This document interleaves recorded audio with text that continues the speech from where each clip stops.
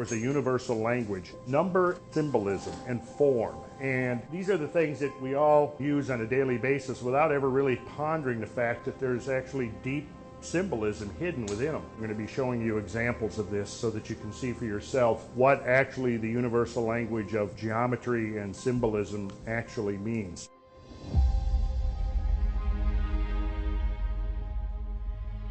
We measure our life in terms of days, of 24 hours, referred to as a tropical or solar day.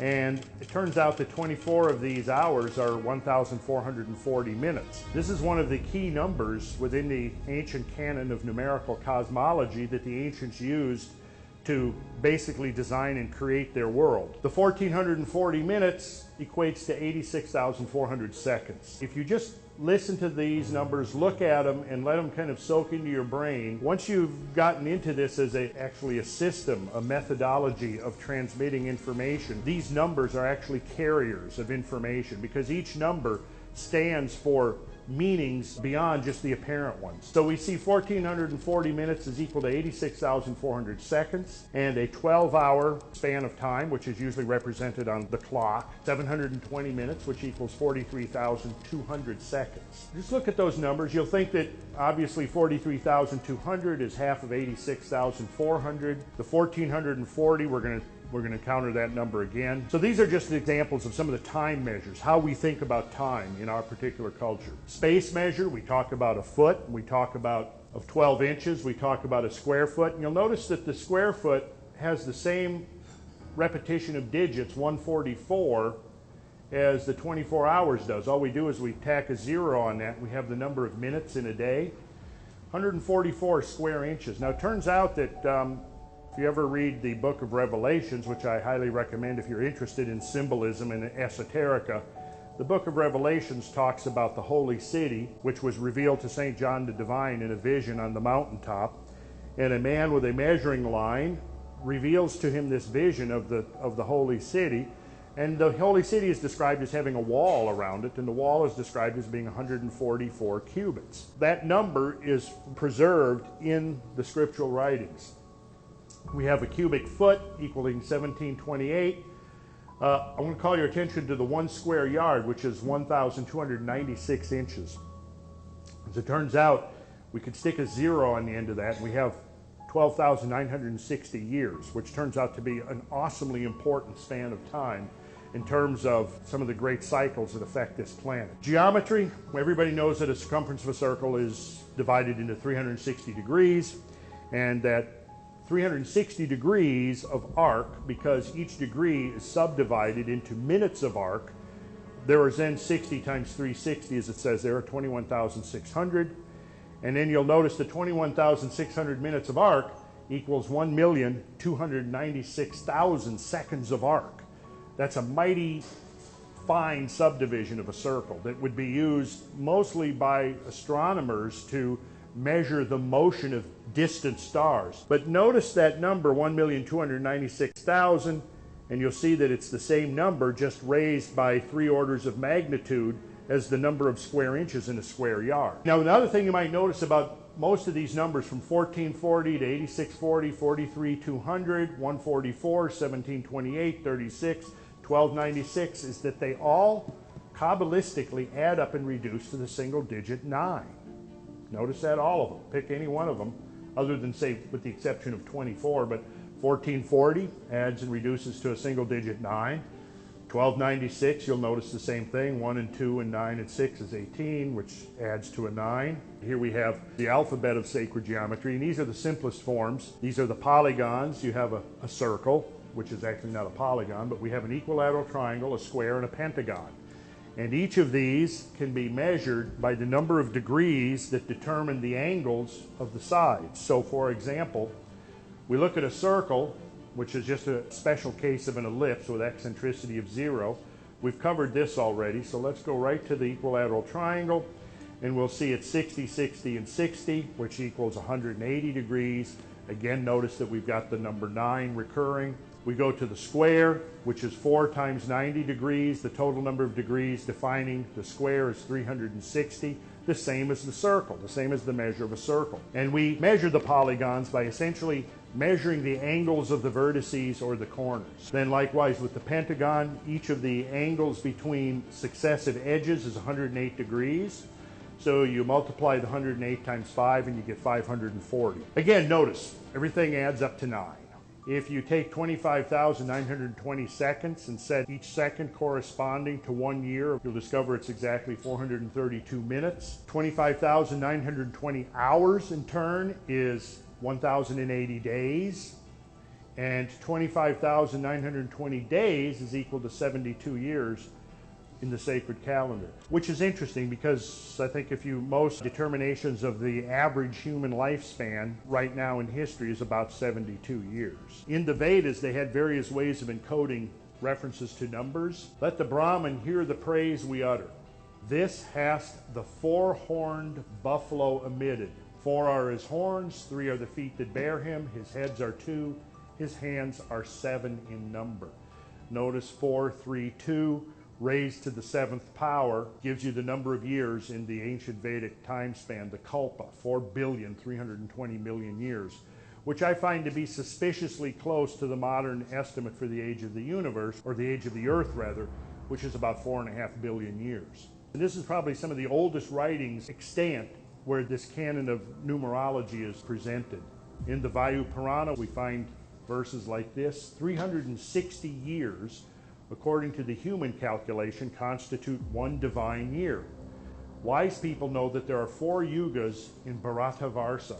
The first one is Kreta, then follow Treta, Dvapara, and Kali. They have another, the Vedas recognize as a sacred year, that they call, or a divine year, which is 360 of our years. Now here's a tabulation of the Vedic ages. And you'll notice, we'll look first at the total in human years, and we see that the Kali Yuga, the shortest, is 432,000. Notice the number that the Vedic ages begins with. 432,000 is the same number that the Sumerian king list ends with. So it's almost as if we have 2 different traditions, but one system. So you see how these same numbers are recurring over and over again. And I know that for a lot of people, first time they are confronted with this kind of information, sometimes it's almost too mind-boggling. You're going, what the heck does all these numbers mean?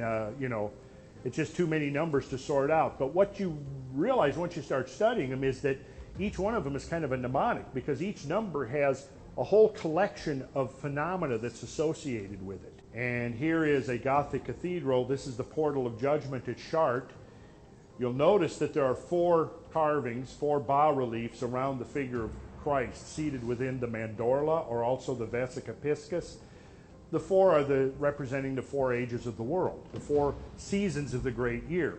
So there you have the 4 seasons of the great year, each separated, representing a cycle of 6,480 years for each of those 4 seasons. Now, this had more than merely academic interest to ancient cultures, because it was believed, and I will show you here, that modern science, unbeknownst to the scientists who are actually doing the work, they're confirming the reality of these ancient measures of cyclical time and what their significance is. But in this case, again, we have the 4 seasons of the great year, giving us total duration for each of the 4 of 6,480, which, if you now recall, should bring to mind the image of the dodecahedron whenever you think of the number 6,480, the 12 pentagonal faces. Symbolically, each of those 12 faces to the Platonists, the Pythagoreans, and the Neoplatonists was associated with one of the 12 signs of the zodiac. The pentagon, of course, is the human figure. Think of the Vitruvian man, the Da Vinci man in the circle with 5 extremities and your 5 fingers on each hand. The fact that the pentagon manifests the golden section geometry, and we as humans are actually the highest mathematical expression, biological expression of the mathematics of the golden section, which relates us intimately to the geometry of the pentagon and the dodecahedron. What I've got here is evidence for advanced geodetic knowledge in archaic times. What is geodesy or geodetic knowledge? Geodesy is the determination of the size and the shape of the earth. Early in the 19th century, such knowledge was acquired by extensive land surveying, and triangulating over large tracts of the Earth's surface. Since the 1970s, orbital satellites have provided the most accurate picture of the Earth's exact size and mass distribution. Any advanced comprehension of the larger picture of our planet as a suitable abode for the evolution of higher life requires knowledge of its size and shape. The total mass, of course, determines g, the gravitational constant. The equatorial bulge is an integral component of the forces acting to impose rotation and orbital stability on Earth as it wheels about the sun. The relevance of these two basic factors to the evolution of life cannot be underestimated. Ancient master builders understood Earth's fundamental geodetic parameters on a level not equaled until the advent of modern satellite surveys.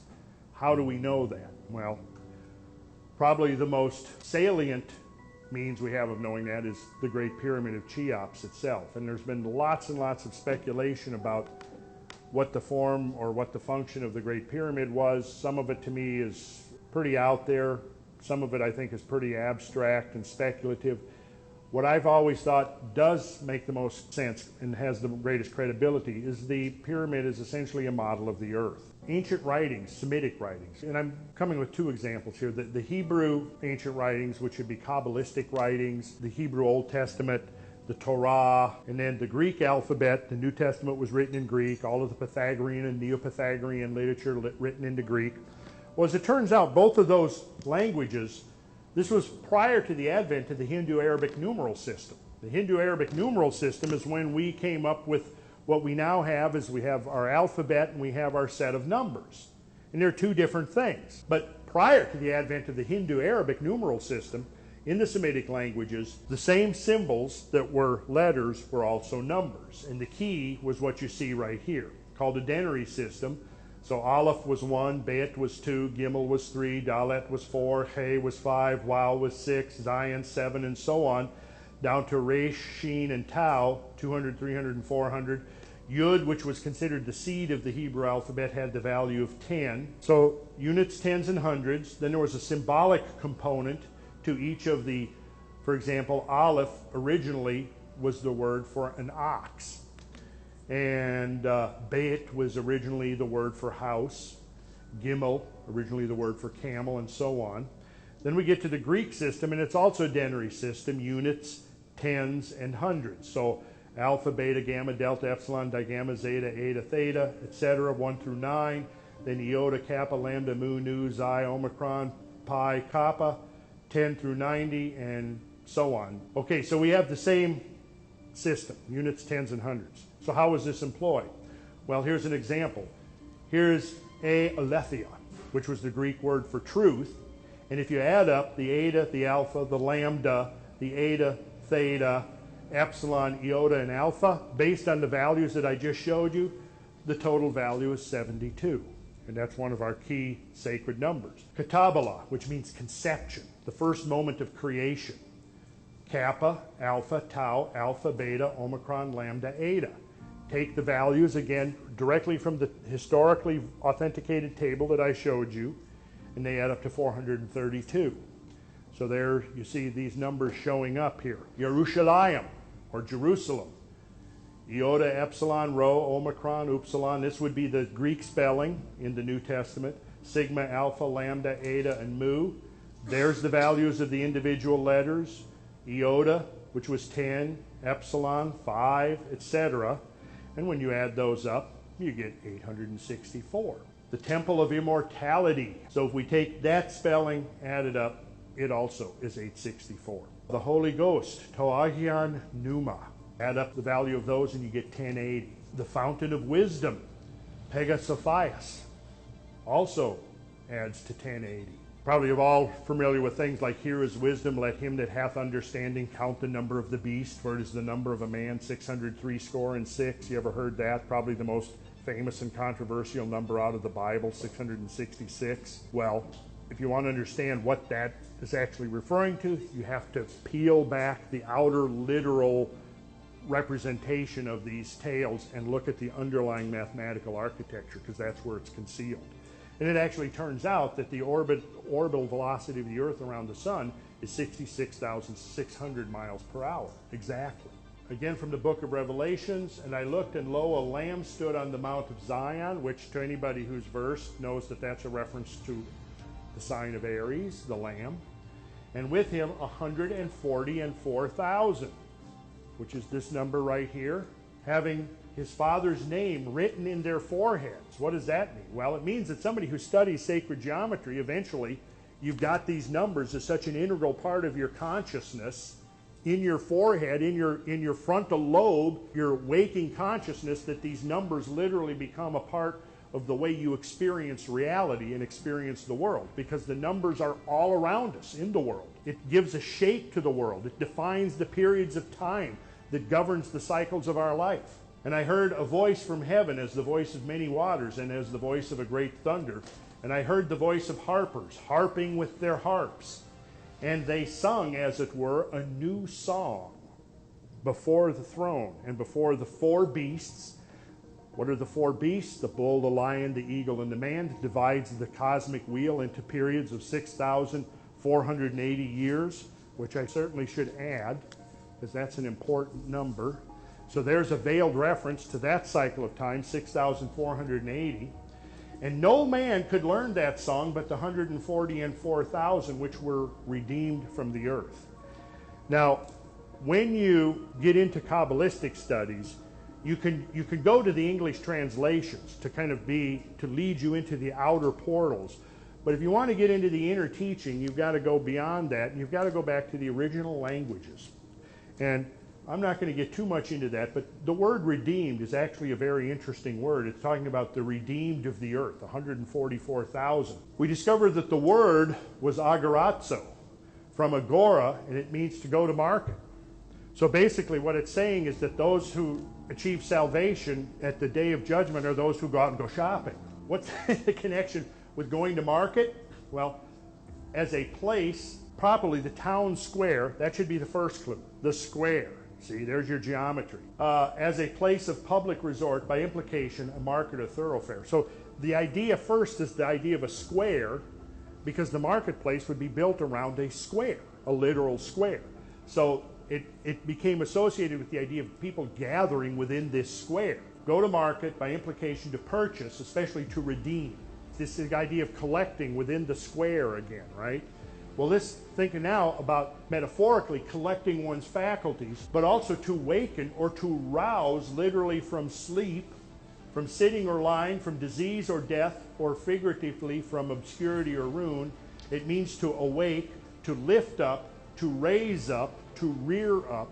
So see, all of these ideas are what you're led to once you start going into the original Kabbalistic meanings of the language. The authors of these sacred writings were really trying to get to, because you've got to remember that all of these sacred writings have gone through multiple layers of translation by people who may or may not have understood the original doctrines that were concealed in there symbolically and mathematically. The reference to singing a new song suggests to me that possibly we're talking about a change in frequency involving life here on earth, and that those who change their consciousness accordingly will be in harmony with the changing frequencies. And I believe that that is one of the core teachings of this, is that as Earth goes through its evolutionary journey through the galaxy, through varying geometric relationships with the astronomical universe, what is happening is that the frequencies impinging upon the Earth are constantly going through an evolution as well. And part of understanding the ancient secrets or methods of the master builders of old was utilizing the sacred geometry and the geodetic knowledge to create structures that resonated with the earth, because they were harmonically attuned to the earth. I think that's part of what's going on in trying to understand the sacred science behind structures like the Parthenon and the Great Pyramid and many of the other temples, is this science of harmony, of the science of resonance, and creating structures that vibrated according to certain frequencies, and those frequencies would be attuned to the slowly changing frequencies of the earth itself as it goes on its cosmic journey through the universe. One of the implications of this, it follows from this truth. The truth is that we humans are ultimately designed according to the cosmic measure. We were created in the image of God, right? And God is the ultimate cosmic measure. And we, being created in the image of God, embody the cosmic measures. So when Protagoras said man is the measure of all things, what he was implying is that we are the ultimate yardstick for the cosmos. In fact, when one looks at the scale of phenomena, from the human up to the largest macro scale that we know of, and from the human down to the smallest micro scale we know of, where are we within that hierarchy? Right smack in the middle. So there's as much above us as there is below us. There's as much greater than us as there is lesser than us. And I think that's one of the implications of this, is that when we begin looking at our sacred geometry, we realize it's the ultimate fusion of all of these phenomena on all scales, and the ultimate component or the ultimate symbol of all that fusion is we ourselves. And then, of course, ultimately it's our consciousness, because, like it said, with his name written in our forehead, what that means is that when you study sacred geometry, you're literally building an edifice in your consciousness. You're building a form out of the material of your own conscious mind that reflects this order of nature, of cosmic nature that's all about us. And that's the power, and why study of sacred geometry can ultimately be a key to accessing lots of other things like the Kabbalah and the alchemy and the Hermetic wisdom and the Gnostic traditions and the traditions of the Vedas and so forth. Thanks for watching, and if you get value out of this video in any way, hit that like button for me. Share it with a friend, and if you're new here, don't forget to subscribe. Otherwise, keep an eye on it. Stay blessed.